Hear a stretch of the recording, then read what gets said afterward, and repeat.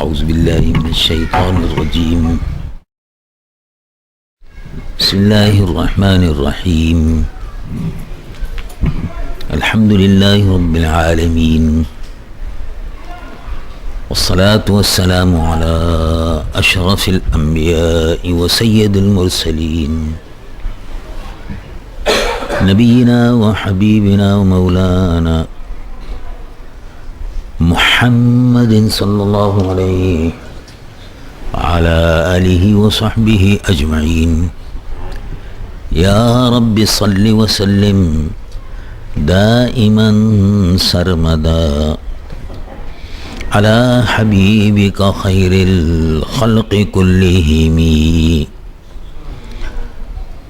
اللهم صل على حبيبك سيدنا مولانا محمد صاحب الوجه الأنور والجبين الأزهر، صلاة وسلاما عليك يا سيدي يا رسول الله. قال الله عز وجل في شان حبيبه: إن الله وملائكته يصلون على النبي يا أيها الذين آمنوا صلوا عليه وسلموا تسليما. اللهم صل على سيدنا وحبيبنا مولانا وعلى آل سيدنا وحبيبنا ومولانا محمد وبارك وسلم صلاة وسلاما عليك يا سيدي يا رسول الله صلى الله. میرے محترم مقتدر علماء کرام، محترم بزرگوں، میری محترم بہنوں، عزیز نوجوانوں اور پیارے پیارے بچوں، السلام علیکم ورحمۃ اللہ وبرکاتہ.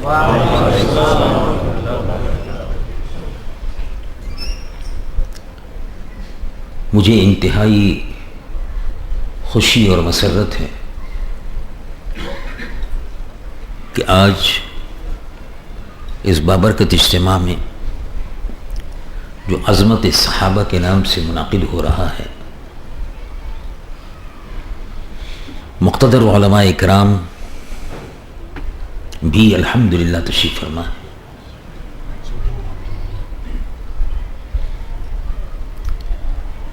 ان مقتدر علماء اکرام سے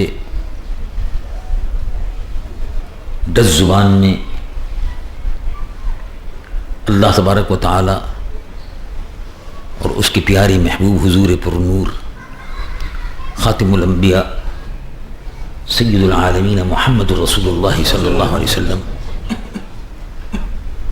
صحابہ رضوان اللہ علیہم اجمعین، اور ان صحابہ رضوان اللہ علیہم اجمعین میں مقتدر اور محترم خلفائے راشدین کی مقدس نفوس قدسیہ، مقدس جماعت کا ذکر ہم اور آپ سن رہے تھے. اردو زبان میں بھی رسول اللہ کے صحابہ کی خدمت میں خراج عقیدت پیش کیا، اور دس زبان نے بھی صحابہ رضوان اللہ علیہم اجمعین کے دربار میں حاضر ہو کر دس زبان میں نذرانہ عقیدت پیش کیا. دونوں ہی زبانوں نے پیش کر دی. تیسری زبان انگریزی رہ گئی تھی، تو اردو میں بھی نذرانہ عقیدت پیش ہوا. صحابہ کی عظمت تعریف بیان ہوئی. مجھ سے کہا گیا کہ تھوڑا بہت انگریزی زبان میں بھی ضرور ہونا چاہیے، وہ انشاءاللہ عرض کروں گا. حضور پر نور صلی اللہ علیہ وسلم کے صحابہ یہ ایک جماعت ہے. یہ وہ لوگ ہیں کہ جنہوں نے حضور پر نور صلی اللہ علیہ وسلم پر ایمان لا کر اسلام کو اپنے دل میں جگہ دی. ایسے وقت میں جب اسلام کا نام لینا بہت بڑا جرم سمجھا جاتا تھا ان کے نزدیک. تو بہت بڑے ثواب کا کام تھا لیکن ان کے یہاں جرم تھا. مکے کے جو کافر تھے پیگن بت پرست، وہ رسول اللہ صلی اللہ علیہ وسلم کے بدترین دشمن تھے، اور جس کے متعلق ان کو معلوم ہو جاتا تھا کہ انہوں نے اسلام کو قبول کر لیا ان کو مارتے تھے، چلتے پھرتے سڑک پہ مارتے تھے، چلتے پھرتے گالیاں دیتے تھے، خود حضور پر نور صلی اللہ علیہ وسلم کو تکلیف دیتے تھے. تو ظاہر ہے جب حضور کو تکلیف دیتے تھے تو صحابہ کو کتنی تکلیف دیتے تھے. یہ واقعات جو ہیں وہ تو بہت اس کی تفصیل ہے، لیکن اتنی بات اب آپ سمجھ لیجئے کہ قرآن مجید و فرقان حمید میں صحابہ سے محبت کرنا، ان کا ادب کرنا، ان کی عزت و احترام کرنا، یہ ہمارے ایمان کا حصہ ہے. اور اہل بیت کا مطلب ہے رسول اللہ صلی اللہ علیہ وسلم کے گھر والے، سادات کرام، ان سے محبت کرنا یہ ہمارے ایمان کا حصہ ہے. اب ہم اہل سنت و جماعت رسول اللہ کے صحابہ سے بھی محبت کرتے ہیں اور رسول اللہ کے گھر والوں سے بھی محبت کرتے ہیں، سادات کرام سے.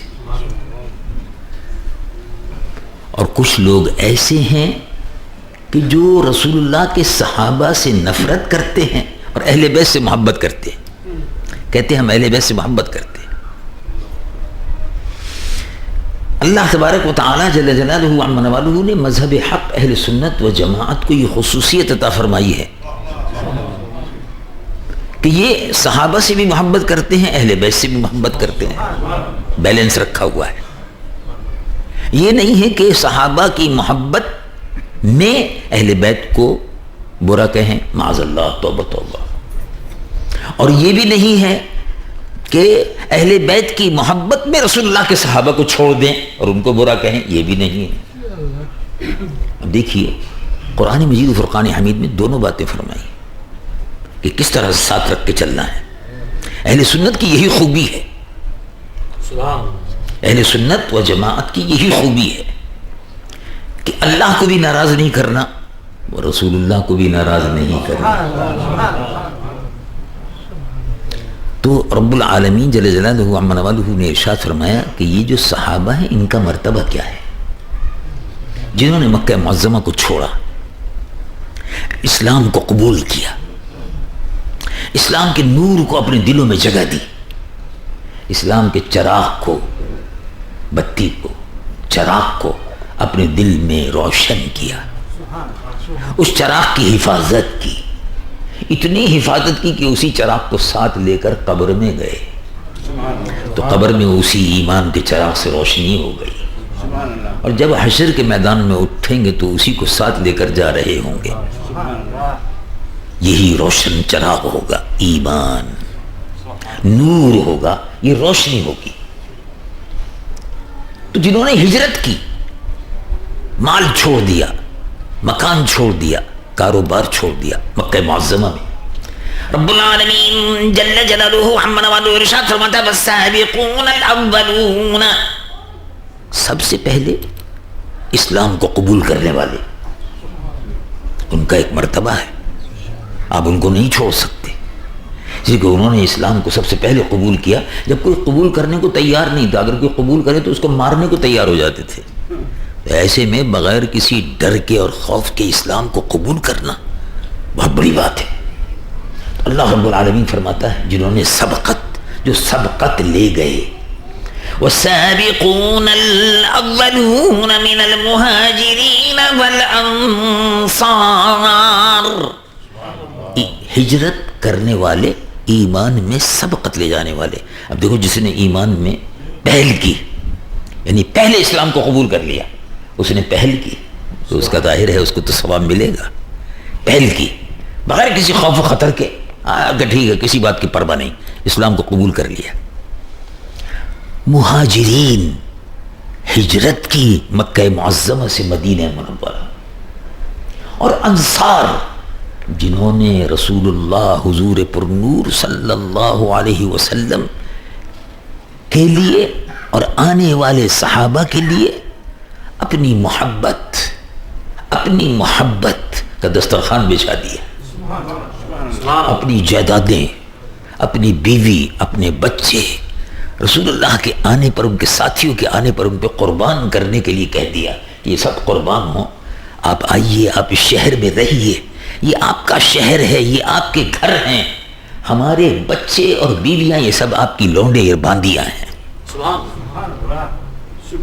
یہ انصار مدینے والے، مہاجر ہجرت کرنے والے مکہ معظمہ والے، ان کا ایک مرتبہ ہے دونوں کا۔ پہلے اسلام کو قبول کیا، مہاجر ہوئے، سبقت لے گئے، پھر انصار نے ان کی مدد کی، جب وہ ان کے پاس آئے مدینہ شریف میں، کاروبار گھر بار لٹ کر جب مدینے میں آئے تو انہوں نے پناہ دی۔ ان کا ایک مرتبہ ہے والسابقون الاولون من المہاجرین والانصار والذین اتبعوهم باحسان رضی اللہ عنہم ورضوا عنہ۔ ایمان میں سبقت لے جانے والے، ہجرت کرنے والے، اور وہ لوگ کہ جنہوں نے ان آنے والوں کی مدد کی اور جنہوں نے ان کی پیروی کی، والذین اتبعوہم باحسان، نیکیوں میں، پرہیزگاری میں ان کی پیروی کی، تابعین، اللہ ان سب سے راضی ہے، یعنی اللہ تعالی رسول اللہ کے صحابہ سے راضی ہے، بہت بڑی قربانی دی رضی اللہ عنہ۔ پھر ان میں صحابہ کی ایسی بھی جماعتیں تھیں صحابہ میں کہ جنہوں نے خاص موقع پر موجود ہوتے تھے تو جان کی قربانی لگا دیتے تھے۔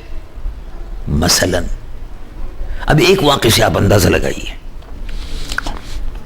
حضور پرنور صلی اللہ علیہ وسلم مدینہ منورہ میں اعلان فرمایا کہ بھئی ہمارا ارادہ عمرہ کرنے کا ہے، جائیں گے۔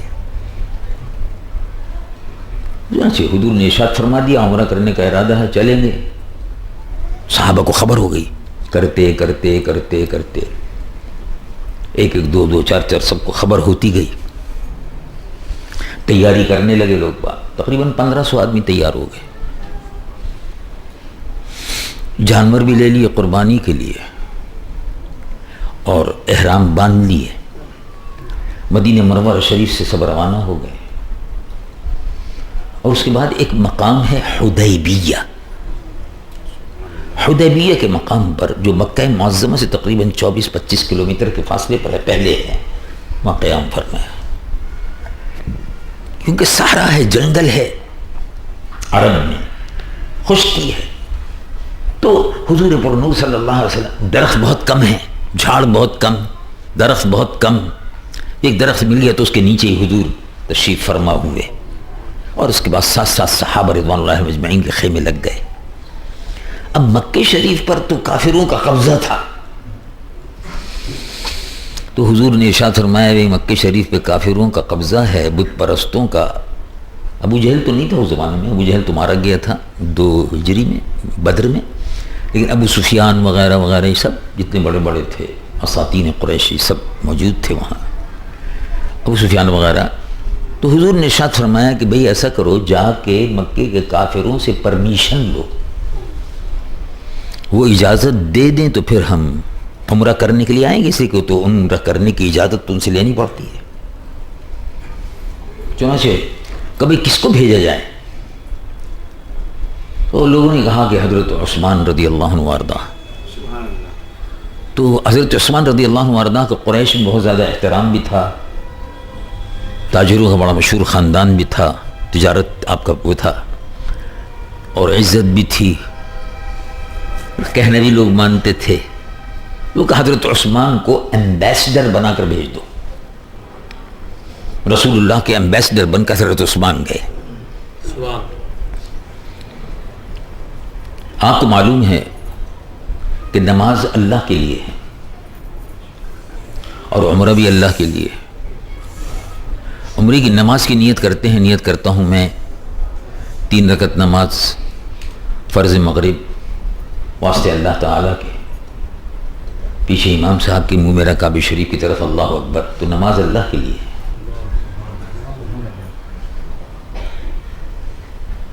نیت کرتا ہوں میں روزے کی. بصوم غد نویت للہ عز وجل. کل کے روزے کی نیت کرتا ہوں اللہ تعالیٰ کے لیے. اللہم تقبل، اے اللہ قبول فرما. بصوم غد نویت من شہر رمضان لک یا اللہ. یہ اللہ کے لیے روزہ ہے، اللہ کے لیے نماز ہے. عمرہ کس کے لیے ہے؟ عمرہ بھی اللہ کے لیے ہے. اللہم انی ارید العمرۃ فیسرہ لی وتقبلہ منی. اے اللہ میں عمرے کی نیت کرتا ہوں تیرے لیے، اے اللہ اس کو قبول فرما اور میرے لیے آسان فرما.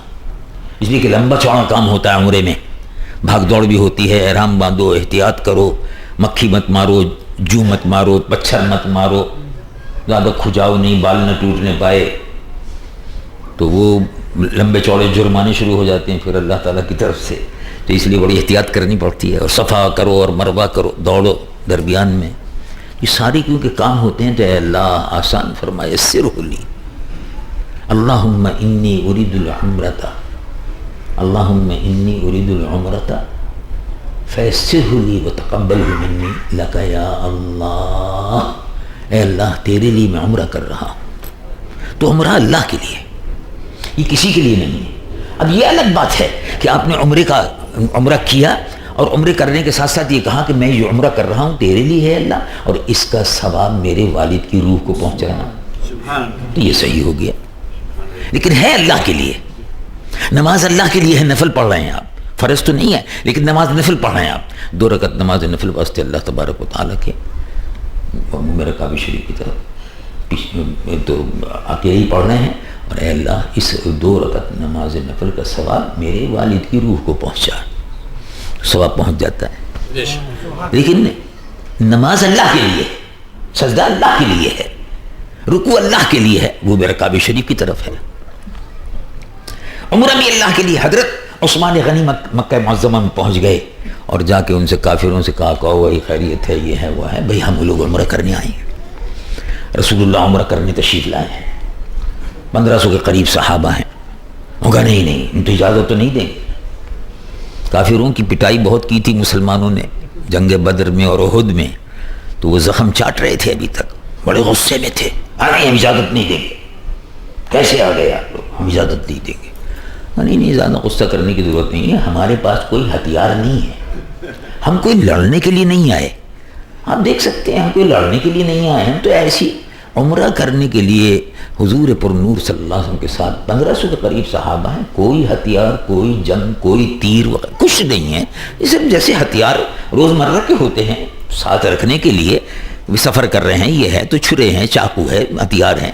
لیکن باقاعدہ لڑائی کا سامان جو ہوتا ہے کہ لوہا سے بند ہو رہے ہوں، زرے بندی بھی ہوگا، یہ کچھ نہیں ہے. نہیں چاہے ہتھیار ہوں یا نہ ہوں ہم عمرہ نہیں کرنے دیں گے. مدینہ منورہ بغیر عمرے کے واپس جاؤ. مگر ہاں ایک بات ہے، اور اے عثمان ہم کو تم سے بڑی محبت ہے. ہم آپ کا بڑا احترام کرتے ہیں، ہم آپ کا بڑا ادب کرتے ہیں. آپ عمرہ کر لیں. کیونکہ عمرہ کرنے یعنی احرام باندھا ہوا تھا. اب احرام جب تک بندھا ہوا ہے تو جب تک احرام بندھا ہوا ہے تو احرام کی پابندی ہے. احرام کی پابندی یہ ہے کہ خوشبو نہیں لگا سکتے. احرام کی پابندی یہ ہے کہ سر کے بال نہیں ٹوٹنے پائے. احرام کی پابندی یہ ہے کہ کھجانا نہیں چاہیے زیادہ تاکہ کہیں بال وال نہ گر جائے. احرام کی پابندی یہ ہے کہ جو مت نہیں مار سکتے. احرام کی پابندی یہ ہے کہ جانور نہیں مار سکتے، شکار نہیں کر سکتے. احرام کی پابندی یہ ہے کہ مچھر بھی نہیں مار سکتے. تو یہ احرام کی پابندی ہے. تو انہوں نے کہا کہ ہمیں آپ سے بڑی محبت اور عقیدت ہے، آپ بڑے اچھے آدمی ہیں عثمان، آپ عمرہ کر لیں، احرام کھول دیں، پھر آرام سے بیٹھ کے بات کریں گے. انہوں نے کہا کہ نہیں. مشہور واقعہ ہے. اور رسول اللہ کے صحابہ کی بات دیکھیے. حضرت عثمان ذنور ہیں. کہا کہ نہیں، یہ نہیں ہوگا جب تک میرے آقا عمرہ نہیں کریں گے، جب تک وہ طواف نہیں کر لیں گے. جب تک وہ عمرہ نہیں کر لیں گے میں بھی عمرہ نہیں کروں گا. سبحان اللہ. جب تک ان کا احرام بندھا ہوا ہے میرا بھی احرام بندھا رہے گا. جب ان کا کھلے گا میرا بھی کھل جائے گا. نہیں کروں گا. ابھی اللہ کی عبادت تھی, کر لینی چاہیے تھی, لیکن معلوم یہ ہوا کہ عبادت وہ جو کرنا چاہتے تھے اللہ کی, وہ دامن مصطفیٰ میں کرنا چاہتے تھے. یہ محبت تھی ان کی, یہ ادب تھا ان کا, ادب تھا یہ. اس کو ادب کہتے ہیں, اس کو عظمت مصطفیٰ صلی اللہ علیہ وسلم کہتے ہیں کہ کتنی عظمت اور کتنا ادب تھا. ہم کو بھی صحابہ, اب چنانچہ صحابہ رضوان اللہ علیہم اجمعین کو بعد کو یہ اطلاع ملی کہ حضرت عثمان کو بعد اللہ شہید کر دیا گیا وغیرہ وغیرہ, تو صحابہ نے حضور کی بیعت کی. حضور نے ارشاد فرمایا آؤ بیعت کرو. اللہ تعالیٰ قرآن شریف میں اس کا ذکر فرماتے ہیں. رب العالمین جل جلالہ عما نوالہ ارشاد فرماتا ہے لقد رضی اللہ عن المؤمنین اذ یبایعونک تحت الشجرہ فعلم ما في قلوبهم فأنزل السكينة عليهم وأثابهم فتحا قريبا. اللہ ان ایمان والے صحابہ سے, صحابہ کا ذکر کیا, اس ایمان کے ساتھ ذکر کیا. رضی اللہ عن المؤمنین, اللہ راضی ہوا ان ایمان والوں سے. صحابہ کے ایمان کی اللہ تعالیٰ گواہی دے رہا ہے. تو صحابہ ایمان والے تھے, بے ایمان نہیں تھے. اللہ ان صحابہ سے راضی ہوا جن ایمان والے صحابہ نے آپ کی بیعت کی, رسول اللہ سے بیعت کی کہ جب آپ حکم فرمائیں گے تو آپ کے حکم پر اپنی جان, اپنا مال, اپنا سب کچھ یا رسول اللہ آپ کے حکم پر قربان کر دیں گے. اذ یبایعونک تحت الشجرہ, اس درخت کے نیچے جو بیعت کی, اللہ ان ایمان والوں سے راضی ہوا, ان پر سکینہ نازل فرمایا, ان پر سکینہ نازل فرمایا, ان پر رحمت کا نزول ہوا. سکینہ رحمت, فرشتے جو رحمت کو لے کر آتے ہیں. اللہ تبارک و تعالی نے رسول اللہ کے صحابہ پر رحمت کے فرشتے نازل فرمائے. اور اگلا قدم جو تھا وہ فتح کا تھا, وہ اس کی بشارت بھی دی جا رہی ہے. لیکن صحابہ سے اللہ راضی ہوا. تو یہ ایک جماعت ہے صحابہ کی جن سے اللہ راضی ہوا. سبحان اللہ. اور رسول اللہ بھی جن سے راضی ہوئے. تو جن سے اللہ بھی راضی ہو, رسول اللہ بھی راضی ہو, ان کا مقام کتنا بلند ہوگا. ہم ان کے دامن کو نہیں چھوڑ سکتے. دوسری جماعت جو ہے اس کو کہتے ہیں اہل بیت. اہل بیت کا مطلب ہے گھر والے. گھر والے میں کون ہیں؟ حضور کی بیویاں, یہ گھر والے ہیں. حضور کی بیویاں جو ہیں, پاک بیویاں, ازواج مطہرات امہات المؤمنین, یہ گھر والیاں ہیں. اور حضرت بی بی سیدہ خاتون جنت فاطمہ الزہرا گھر والی ہیں, یعنی حضور کی اولاد میں سے ہیں, عترت ہے, اہل بیت ہے. امام حسن اور امام حسین بھی ہیں, علی المرتضیٰ بھی ہیں. تو قرآن مجید و فرقان حمید میں اللہ تبارک و تعالی ارشاد فرماتا ہے, اے محبوب صلی اللہ علیہ وسلم آپ فرما دیجیے. کیا فرما دیجیے؟ رب العالمین جل جلالہ عما نوالہ ارشاد فرماتا ہے قل لا اسألکم علیہ اجرا الا المودۃ فی القربى. رسول اللہ صلی اللہ علیہ وسلم سے اللہ رب العالمین فرماتا ہے کہ اے محبوب فرما دیجئے کہ میں جو تبلیغ کرتا ہوں اس کا تم سے کوئی معاوضہ نہیں مانگتا.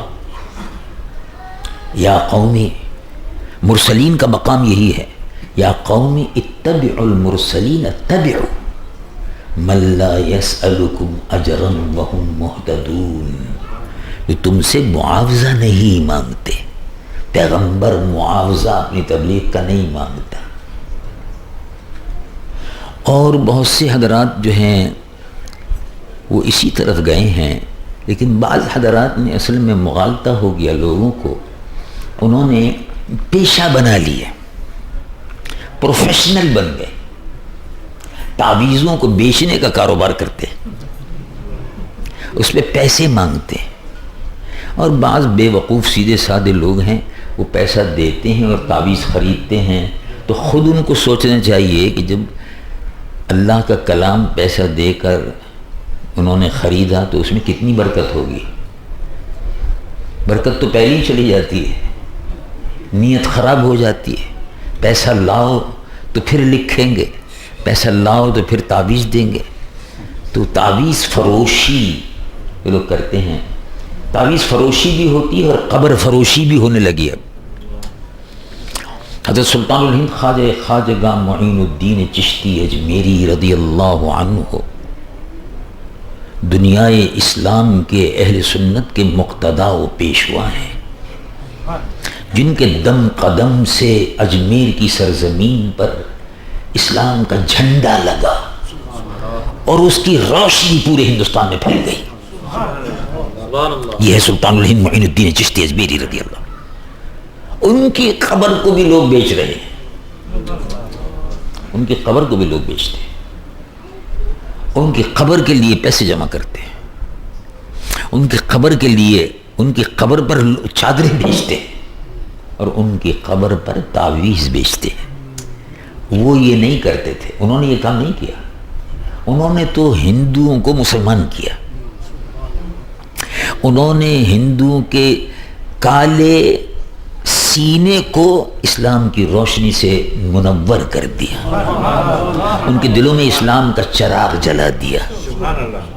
جب ان کا انتقال ہوا تو یہ نہیں ہے کہ تعویذ لکھے ہوئے رکھے تھے اور بکنے سے رہ گئے۔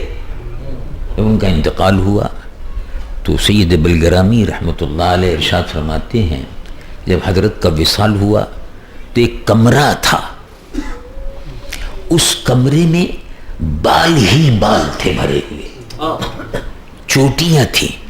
ہندوؤں کو دیکھا ہوا آپ نے، چوٹی رکھتے ہیں سر پہ، تو جب وہ مسلمان کرتے تھے کلمہ پڑھاتے تو چوٹی کاٹ دیتے تھے، چوٹی کاٹ کے کمرے میں ڈال دیتے تھے۔ تو جب حضرت کا وصال ہوا تو 40 لاکھ سے 4 ملین سے زیادہ ہندو مسلمان ہو چکا تھا۔ انہوں نے کوئی تعویذ بیچنے کا کاروبار نہیں کیا، انہوں نے کوئی جن بھوت اتارنے کا کاروبار نہیں کیا، یہ کاروبار کر رکھا لوگوں نے، دھوکہ دیتے ہیں، پیسہ لیتے ہیں، مانگتے ہیں۔ اور بے وقوف مسلمان، بے وقوف جاہل مسلمان پیسے دیتا ہے اور پیسے بیچتا ہے اور اپنے ایمان کو خراب کرتا ہے۔ وہ قبر کو بیچ رہے ہیں۔ حضرت سلطان خواجہ معین الدین چشتی نے یہ نہیں کیا تھا۔ اب دیکھیں گھر بیٹھے کچھ لوگوں نے ڈائریکٹری منگوا لی ہے، لندن کی، پیرس کی، ہالینڈ کی، یہاں کی، وہاں کی ڈائریکٹری منگوا لی ہیں، اس میں مسلمانوں کے ایڈریس دیکھ لیتے ہیں، ان مسلمانوں کے ایڈریس پر حضرت خواجہ غریب نواز کی طرف سے درخواست جاتی ہے کہ آپ ہمارے لیے کچھ پیسہ بھیج دو۔ حضرت سلطان الہند معین الدین چشتی اجمیری پیسے مانگا کرتے تھے کسی سے، کبھی میرے عرس کے لیے پیسے دو مجھ کو، کبھی نہیں کیا۔ ان کو بدنام کرتے ہیں یہ لوگ، اور اس طرح سے اسلام اور اہل سنت و جماعت بدنام ہوتے ہیں۔ لوگوں نے اپنا کاروبار بنا لیا ہے۔ اللہ تبارک و تعالی جل جلالہ عما نوالہ ہمیں اور آپ کو ایمان کی سلامتی کی توفیق عطا فرمائے۔ تو حضور پرنور صلی اللہ علیہ وسلم نے ارشاد فرمایا رب العالمین نے کہ اے محبوب آپ ان سے فرمائیے، رب العالمین جل جلالہ عما نوالہ ارشاد فرماتا قل لا اسألکم علیہ اجرا، میں اپنی تبلیغ پر تم سے پیسہ نہیں مانگتا، الا المودۃ فی القربى، میں تم سے پیسہ نہیں مانگتا۔ اور پیسہ مانگنے کے لیے بہت سے لوگ بے وقوف لوگ ہیں یہاں جو باہر سے آنے والوں کو باقاعدہ وہ چندہ مانگنے آتے ہیں تو پیسہ دے دیتے ہیں۔ میں خود حیرت کرتا ہوں کہ یار کیسے بے وقوف لوگ ہیں یہ، کہ باہر سے کوئی آدمی آتا ہے چندہ مانگنے کے لیے، اس کو فوراً بیچارے آنکھ بند کر کے چندہ دے دیتے ہیں، کوئی ثواب کا کام نہیں ہے۔ آپ کا پیسہ مسجد بننے کے لیے باہر نہیں جانا چاہیے، یہاں لگنا چاہیے. آپ کا پیسہ دارالعلوم بننے کے لیے یہاں لگنا چاہیے. آپ کا پیسہ دین کی خدمت کے لیے یہاں پہلے لگنا چاہیے. اب فرض کر لو ایک آدمی پاکستان سے آیا، انہوں نے کہا کہ مجھے پاکستان میں مسجد بنانی ہے. اچھا، یہ بڑی خوشی کی بات ہے، اللہ تعالیٰ آپ کی نیت میں، آپ کے مال میں برکت دے، بناؤ بھائی. کہا نہیں، میں تو مسجد کے لیے چندہ کرنے آیا ہوں پاکستان سے. تو 50,000 روپے کا ٹکٹ انہوں نے خرچ کیا. کبھی آپ نے اس کا حساب کتاب لگایا؟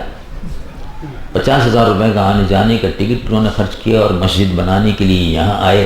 یہاں مسلمانوں کی تعداد ہے، سری نام، پاکستان، ہندوستان کے مسلمانوں کی مل کر تعداد 1 لاکھ ہے.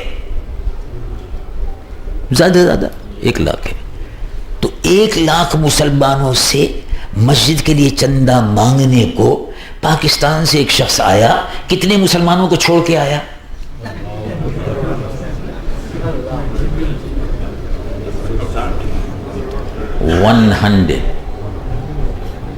130 ملین. 130 ملین مسلم پاپولیشن ہے پاکستان کی. 130 ملین مسلمانوں سے پیسہ نہیں مانگا، 100,000 مسلمانوں سے پیسہ مانگنے کے لیے آ گیا. اور بے وقوف اس کو پیسہ دیتے ہیں. پیسے تو یہاں کی مسجد بنانے کے لیے ضرورت ہے، یہاں کے جامعہ کو ضرورت ہے، یہاں کے دینی اداروں کو ضرورت ہے. وہاں 13 کروڑ مسلمان پیسہ نہیں دے سکتے کیا؟ وہ نہیں دیتے کیونکہ وہ جانتے ہیں کہ یہ کھا جائے گا. اور ماں اس کو کوئی دیتا نہیں تو بیچارہ یہاں آپ سیدھے سادے بھولے والے تو آپ سے مانگنے کو آ جاتا ہے. بے وقوف لوگ ہیں، اس کو دے دیتے ہیں پیسہ. آپ یہاں اپنی مسجدوں کی فکر کریں، آپ یہاں اپنے دینی اداروں کی فکر کریں، آپ یہاں اپنے دینی اداروں کو دیں. اب ہندوستان میں 20 کروڑ مسلمان رہتے ہیں. ہندوستان میں 20 کروڑ مسلمان رہتے ہیں. 20 کروڑ مسلمان کا مطلب ہے 200 ملین مسلم. تو 200 ملین مسلمانوں کو چھوڑ کر ہندوستان سے ایک آدمی 50,000 کا ٹکٹ لے کر یہاں آیا.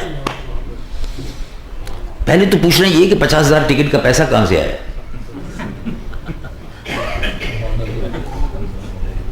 وہ 200 ملین مسلمانوں کو چھوڑ کر یہاں ایک 100,000 مسلمانوں سے پیسہ مانگنے ہندوستان سے آ گیا. ہندوستان میں بھی ماشاءاللہ مسلمان ہیں، مسجدیں بنا رہے ہیں، اللہ کے نام پر پیسہ خرچ کر رہے ہیں.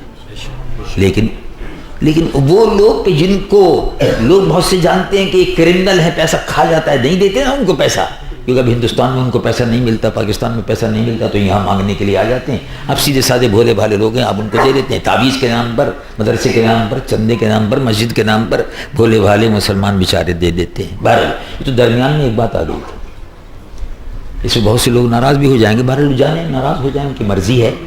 بات صرف اتنی ہے کہ ہم کو اس بات کی فکر ہے کہ اس سرزمین پر اسلام کے مرکز بنانے ہیں،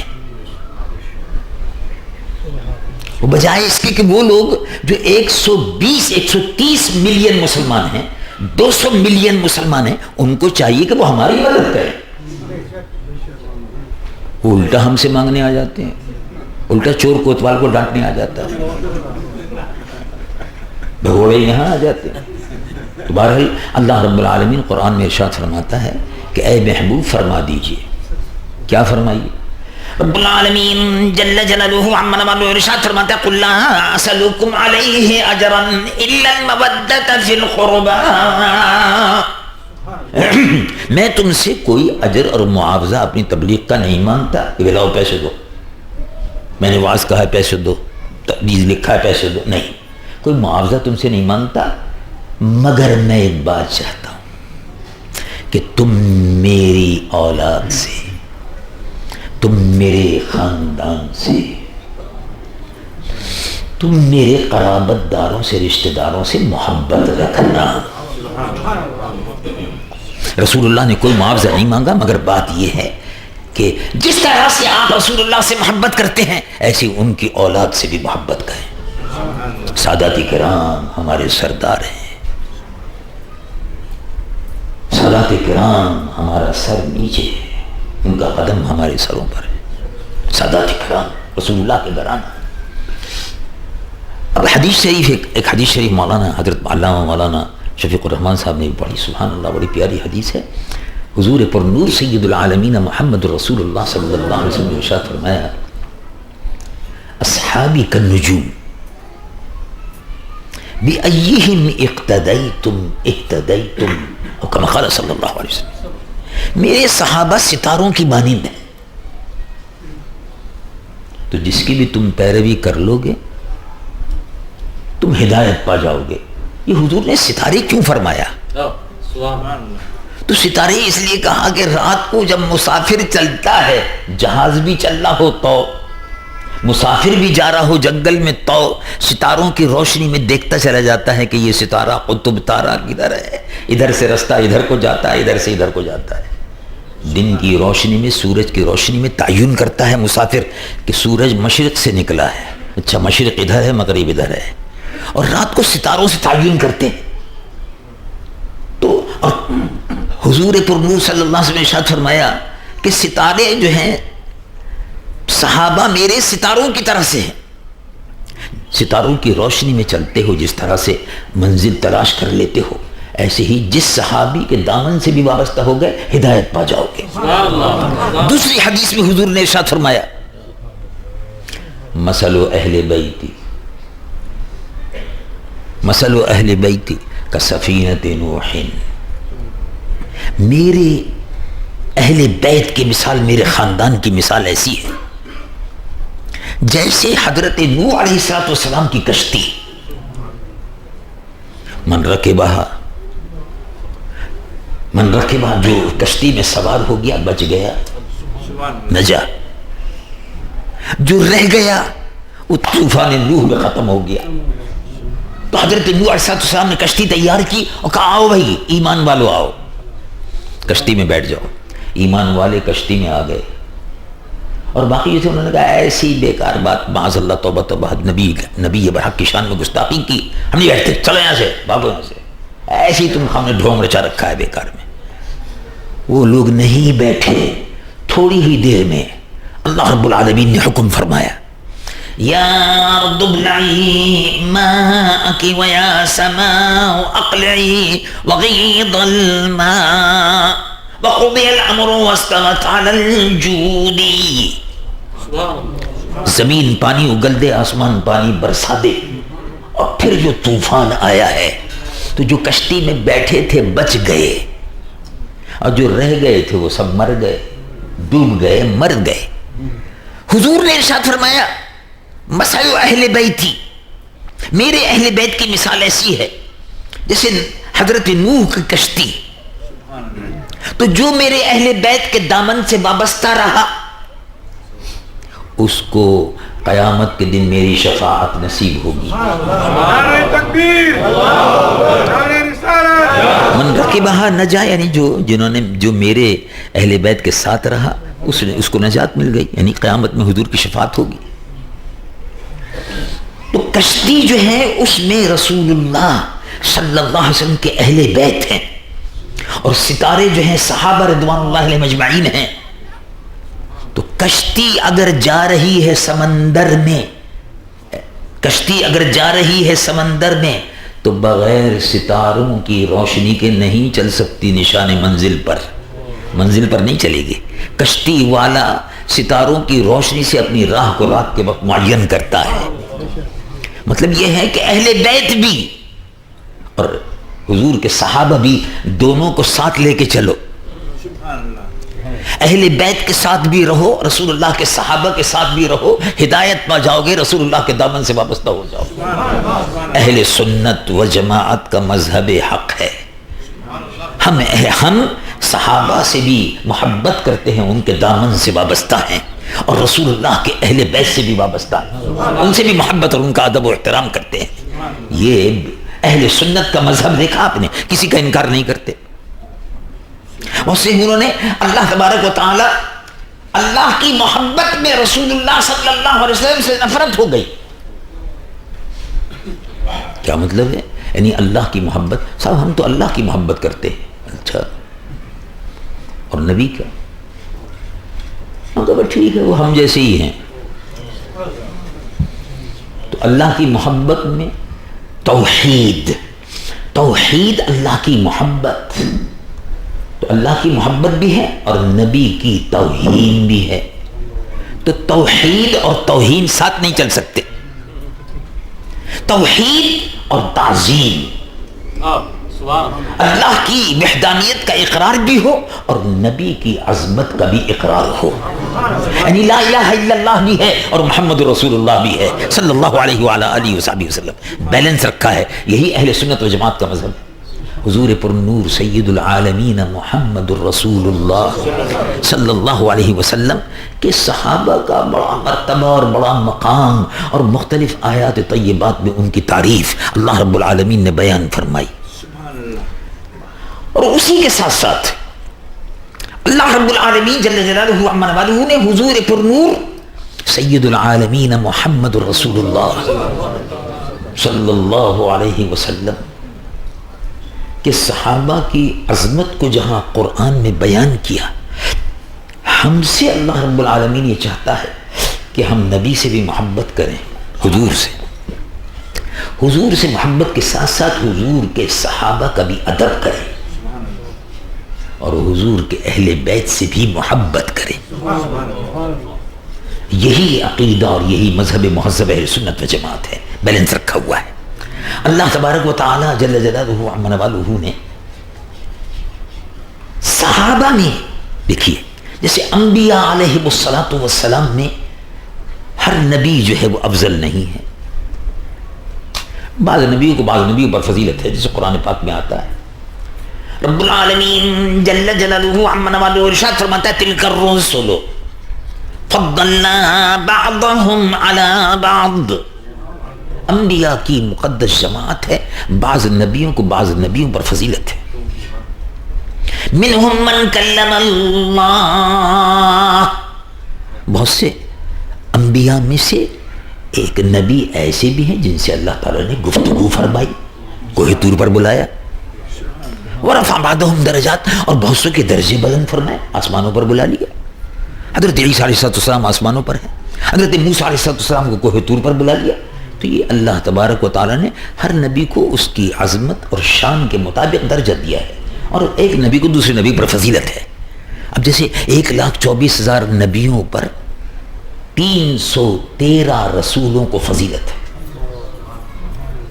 313 پر ان کو فضیلت ہے جن پر صحف ابراہیم و موسیٰ اترے. پھر ان پر 4 کو فضیلت ہے. 4 کو دیکھیے 1,24,000 سے چلتے چلتے 313 سے چلتے چلتے 310 اور 311 اور 304 104 سے چلتے چلتے پھر 4 حضرت سیدنا ابراہیم خلیل اللہ، حضرت موسیٰ کلیم اللہ، معاف کیجیے گا، حضرت سیدنا داؤد نبی اللہ، حضرت سیدنا موسیٰ کلیم اللہ، حضرت سیدنا عیسیٰ نبی اللہ، اور سید العالمین و رحمت للعالمین محمد رسول اللہ. 4 کو فضیلت. تو 1,24,000 سے چلتے چلتے 4 پر آ گئے، اور 4 میں حضور پر نور محمد رسول اللہ کو فضیلت ہے. یہ ہمارا آپ کو سب کو معلوم ہے کہ 4 کو فضیلت ہے. اسی طرح سے صحابہ رضوان اللہ علیہم اجمعین 1,24,000 صحابہ، 1,24,000. ان 1,24,000 میں وہ صحابہ بھی ہیں جنہوں نے بدر کے میدان میں رسول اللہ کے ساتھ جہاد کیا. تو ان کا مرتبہ کیا تھا؟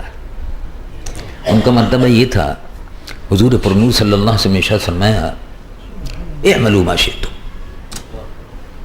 فقد غفر اللہ لکم، او کما قال صلی اللہ علیہ وسلم.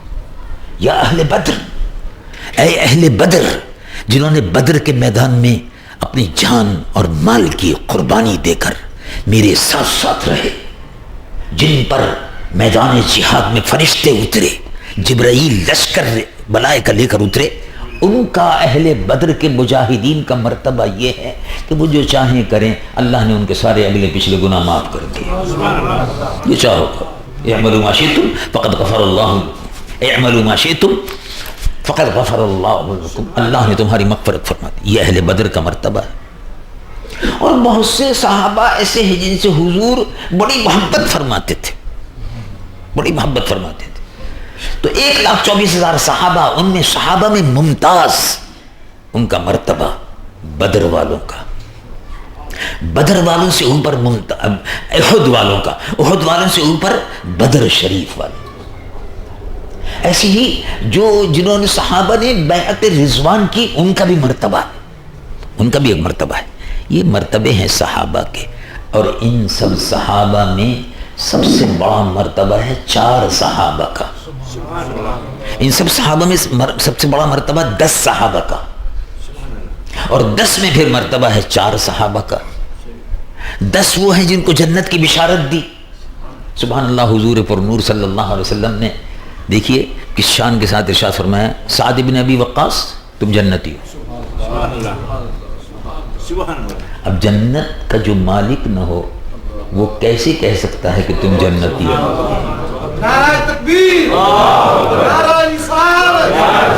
حضور نے ارشاد فرما دیا تم جنتی. ابو عبیدہ بن الجراح العامری امیر الامہ رضی اللہ عنہ تم جنتی. سعد بن ابی وقاص تم جنتی. اور ارشاد فرمایا حسن و حسین جنتی. یہ حدیث صحیح ہے بخاری شریف میں. الحسن والحسین سیدہ شباب اہل جنہ. جس کو جنت کے نوجوانوں کے سردار کو دیکھنا ہو، حسن اور حسین کو دیکھ لو. تو سبحان اللہ، جنت کے نوجوانوں کو حضور دنیا میں دکھا رہے ہیں کہ دیکھو یہ ہے، اس زمین پر چلتے پھرتے جنتی دیکھ لو. تو جو آقا اپنے امتیوں کو اس طرح جنت بانٹ رہے ہوں، ان کا مقام کتنا بلند ہوگا. الحسن والحسین سیدہ شباب اہل جنہ.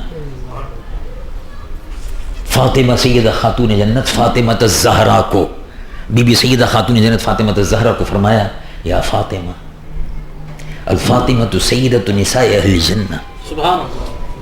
فاطمہ جنت کی عورتوں کی سردار ہے.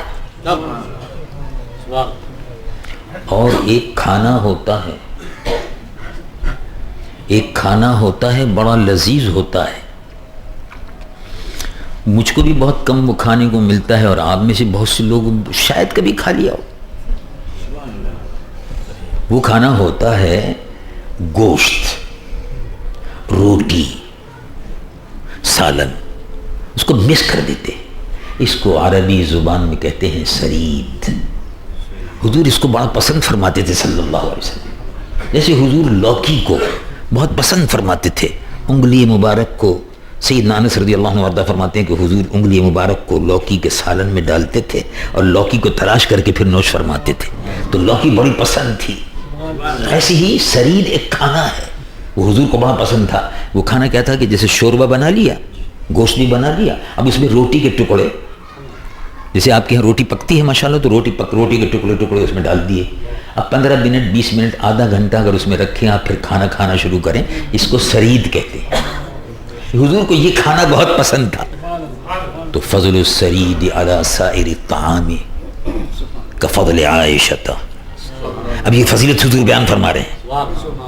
تو جس طرح سے کھانے میں سب سے عمدہ کھانا جو ہے سرید ہے، حضور نے تعریف فرمائی. سرید حضور پسند فرماتے تو کہا مجھے پسند. تو یہ اس کی فضیلت ہے. تو جس طرح سے کھانے میں سرید کو فضیلت ہے، ایسے ہی عائشہ کو امت کی عورتوں پر فضیلت حاصل ہے. تو حضور نے فضیلت بیان فرما دی. جنتی ہونا بھی بیان فرما دیا، فضیلت بھی لوگوں کے بیان کر دی. فلاں جنتی، فلاں کو فضیلت، فلاں کو بانٹ رہے ہیں، تقسیم کر رہے ہیں. 4 صحابہ کو فضیلت ہے، ان میں سیدنا ابو بکر و عمر، عثمان و علی. حضور پر نور صلی اللہ علیہ وسلم ایک دن احد پر تشریف لے گئے، اور احد پر جب تشریف لے گئے تو احد پہاڑ حرکت کرنے لگا. احد حرکت کرنے، پہاڑ ہلنے لگا. میں ٹھہر جاؤ. پہاڑ سے فرمایا ٹھہر جاؤ، تم پر ایک جنتی ہے. ایک شہید ہے. حضرت عثمان آگے فرمایا تو یہ 2 شہید ہیں. بعض روایت میں آتا ہے دوسری میں حضرت علی مرتضیٰ کے متعلق فرمایا یہ شہید ہیں. حضرت عمر کی شہادت کی بشارت دی, حضرت عثمان کی شہادت کی بشارت دی, حضرت علی مرتضیٰ کی شہادت کی حضور نے بشارت دی.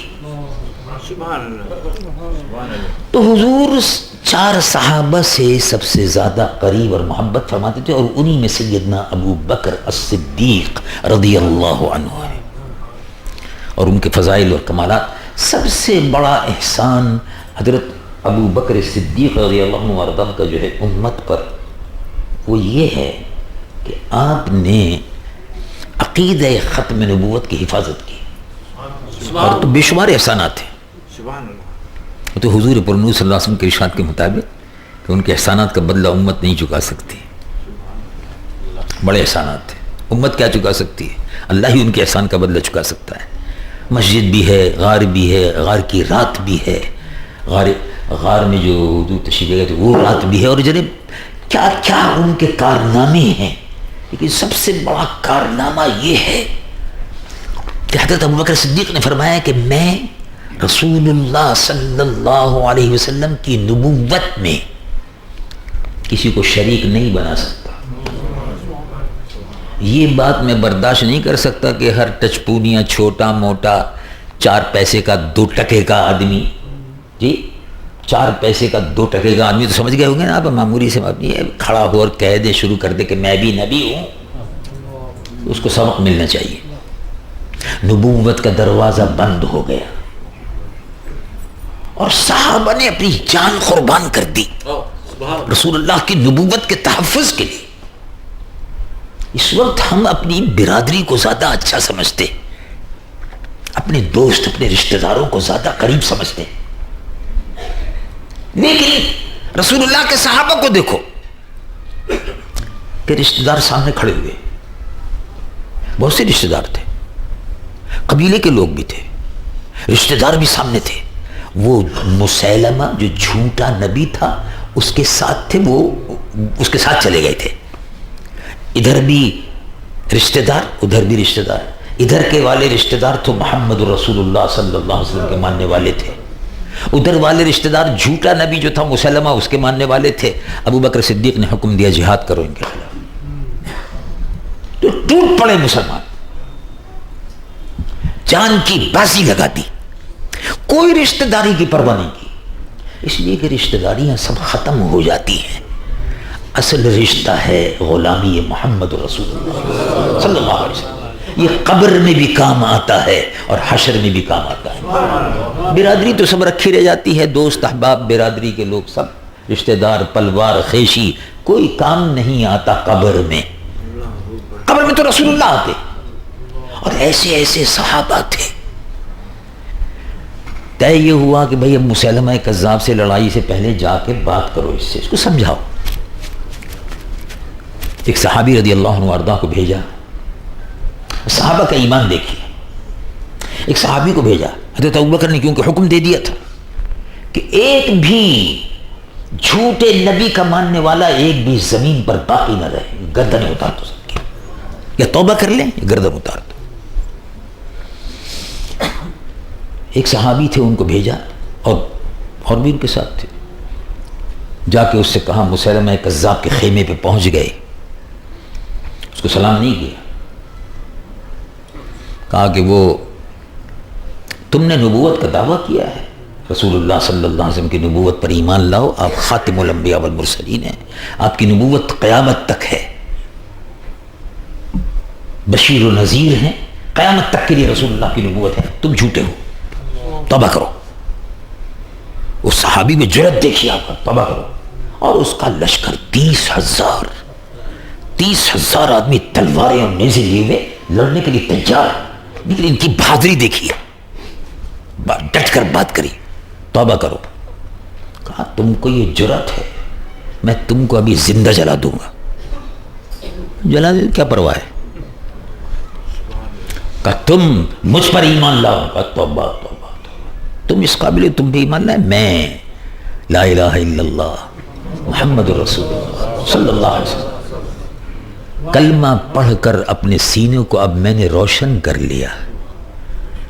اب یہ روشنی اسلام کی میرے سینے سے نکل نہیں سکتی. مسلمہ کذاب نے کہا ان کو آگ میں ڈال دو. تو آگ جل رہی تھی, تیل پک رہا تھا, ان کو پکڑ کے اس میں ڈالا گیا. تو ان سے کہا گیا بتاؤ تمہاری آرزو کیا ہے, تو تم کو مار رہے ہیں. کہ بس آرزو یہ ہے کہ میں جل جاؤں گا, میں خاک ہو جاؤں گا. میری خاک جو ہے جب میں جل جاؤں تو ہڈی خاک, اس خاک کو مدینہ شریف کے رستے پہ ڈال دوں. تو ہوا جو ہے میری خاک کو اڑاتی ہوئی مدینہ منورہ لے جائے گی, رسول اللہ کے روضے میں قربان ہو جائے گی. یہ تھا ایمان صحابہ رضوان اللہ علیہ مجمعین کا. اللہ تبارک و تعالی اسی ایمان کی روشنی میں ہمیں اور آپ کو سب کو سلامت رکھے.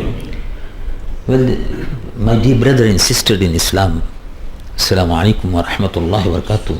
Still we have time for Asr prayer. And inshallah we are going to offer our prayer, Asr prayer with Jama'at inshallah.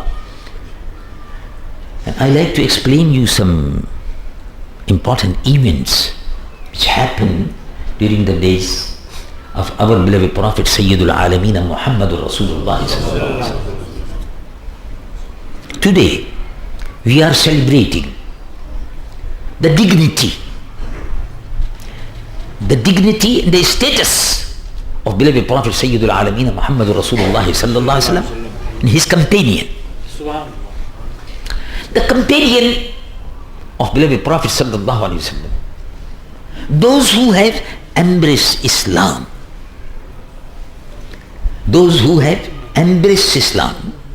and after embracing Islam they try to protect their iman and faith,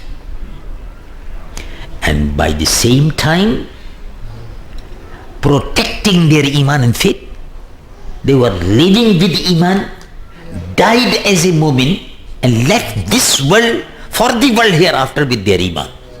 They are the companion of Holy Prophet sallallahu alaihi wasallam.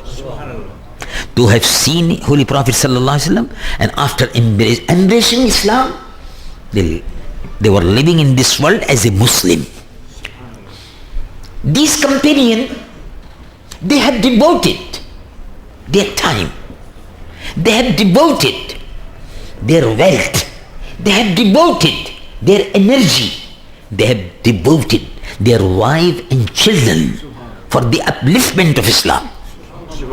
These are the companions of the Holy Prophet sallallahu alaihi wasallam. Our beloved Prophet sallallahu alaihi wasallam,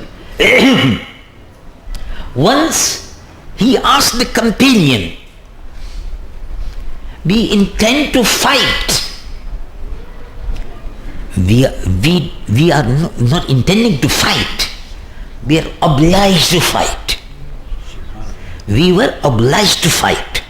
So the pagans of Mecca, they want to invade the holy city of Medina. And because the pagans of Mecca, they want to invade the holy city of Medina, they are coming to fight with us here. So naturally, we have to defend ourselves.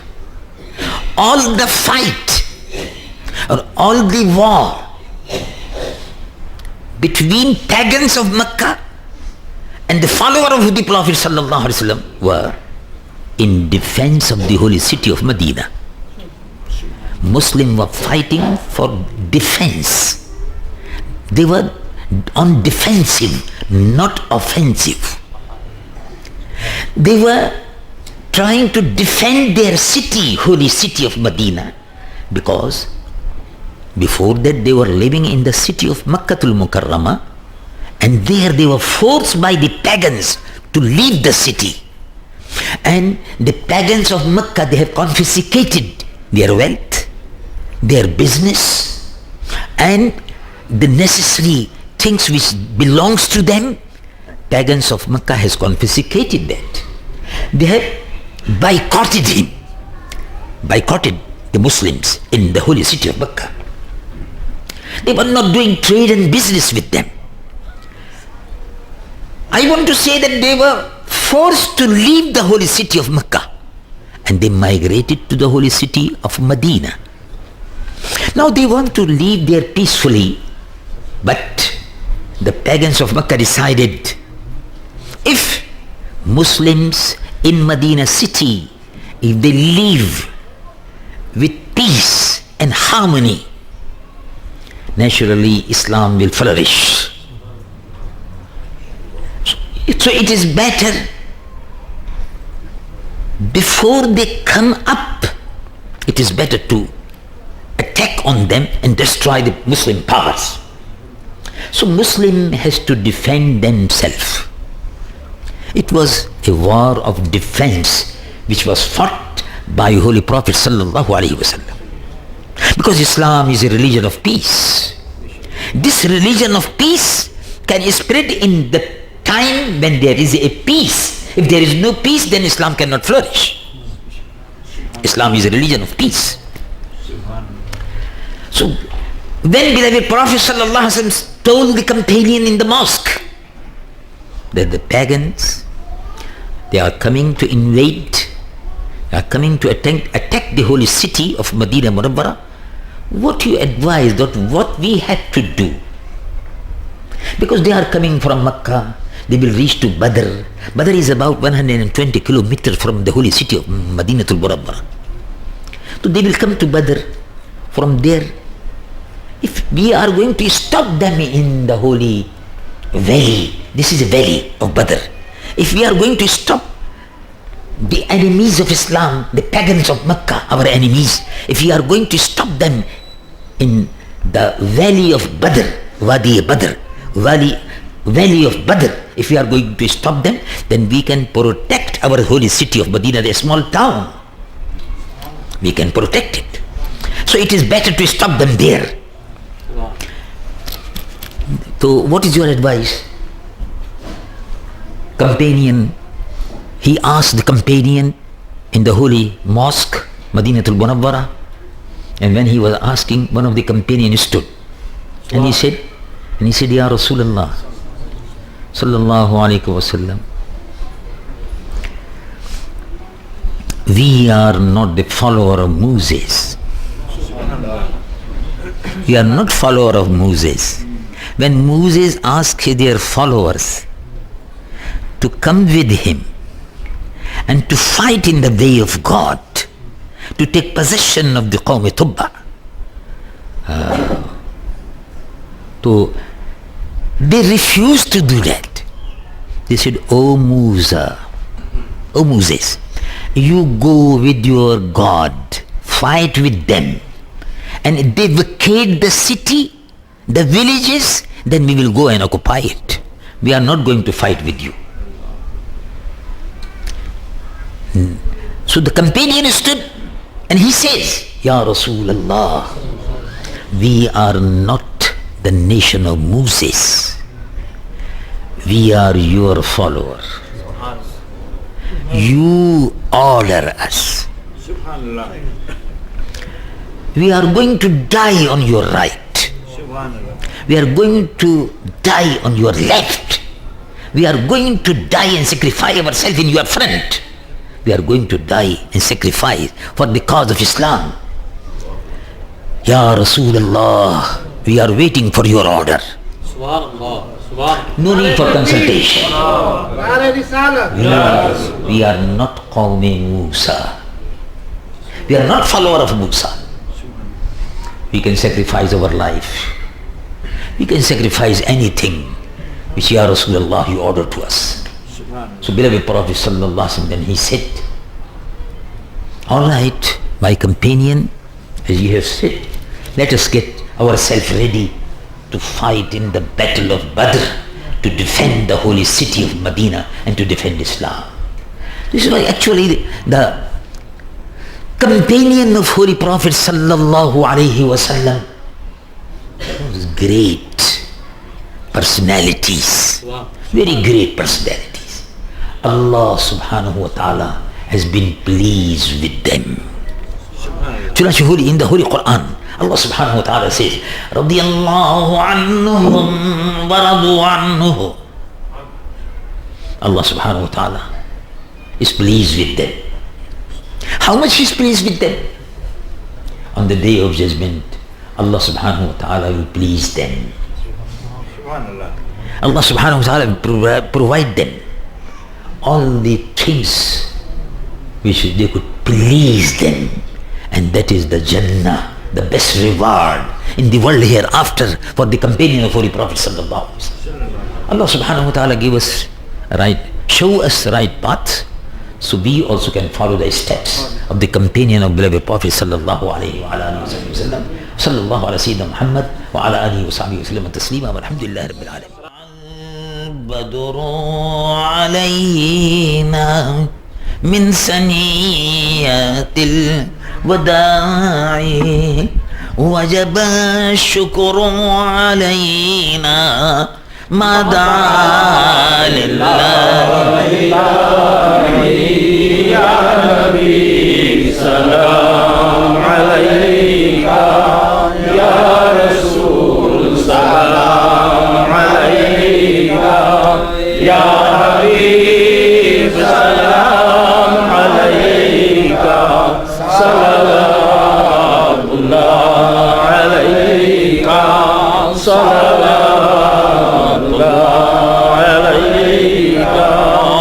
أنت شمس أنت بدر أنت نور فوق نوري أنت إكسير بغالي أنت مصباح الصدور.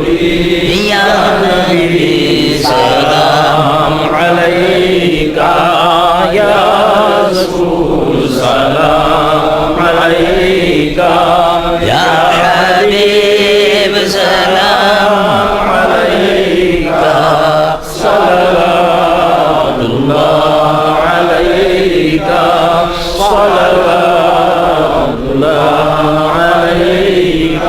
حبیبی سیدی یا رسول اللہ صلی اللہ تعالیٰ علیہ وسلم. آقا آپ سلطان مدینہ محبت وحی و سکینہ تو نور سے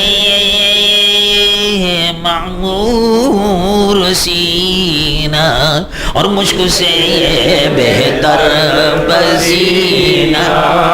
یا نبی سلام علیک، یا رسول سلام علیک، یا حبیب سلام علیک، صلوات اللہ علیک، صلوات اللہ علیک. صلاۃ و سلام علیک سیدی یا حبیبی یا رسول اللہ صلی اللہ علیہ وسلم. سيدنا محمد وعلى آل سيدنا حبيبنا مولانا محمد وبارك وسلم. يا الله يا رحمن يا رحيم ربنا آتنا في الدنيا حسنة وفي الآخرة حسنة وقنا عذاب النار وادخلنا الجنة مع الأبرار. يا الله يا رحيم يا رحمن. اے اللہ رحمت والے آقا پیارے محبوب صلی اللہ علیہ وسلم کے پیارے گیسوں کا صدقہ حاضرین میں جتنے ہمارے دینی بھائی اور بہنیں حاضر ہیں، پیارے محبوب حضور پر نور صلی اللہ علیہ وسلم کے پیارے گیسوں کا صدقہ، ان کے محبوب صحابہ رضوان اللہ علیہم اجمعین و خلفائے راشدین کا صدقہ، اہل بیت کرام رضوان اللہ علیہم اجمعین کا صدقہ. اے اللہ حاضرین پر سامعین پر سب پر اپنی رحمتیں اور برکتیں نازل فرما. جتنے بھی ہمارے دینی بھائی اور بہنیں حاضر ہیں اے اللہ ان سب پر اپنی رحمتیں اور برکتیں نازل فرما. جن بھائیوں نے اور بہنوں نے اور عزیزوں نے اے اللہ مسجد کی تعمیر میں دام درم قدم سخن حصہ لیا اور مساجد کی تعمیر میں دام درم قدم سخن حصہ لے رہے ہیں، اے اللہ سب کو دین و دنیا کی برکتوں نعمتوں اور رحمتوں سے مالا مال فرما. اے اللہ فرہاد عالم صاحب کو اللہ تبارک و تعالی ان کی مغفرت فرما، ان کے درجات کو بلند فرما، ان کے اعزاء اور اقارب کو صبر کی توفیق عطا فرما. اور جتنے بھی مسلمان مرحومین انتقال فرما چکے ہیں اے اللہ ان سب کی قبروں کو نور سے معمور فرما، قبروں کو روشن فرما، قبروں کو منور فرما. اے اللہ رحمت والے آقا پیارے محبوب صلی اللہ علیہ وسلم کے پیارے گیسوں کا صدقہ حاضرین پر سامعین پر اپنی رحمتیں اور برکتیں نازل فرما.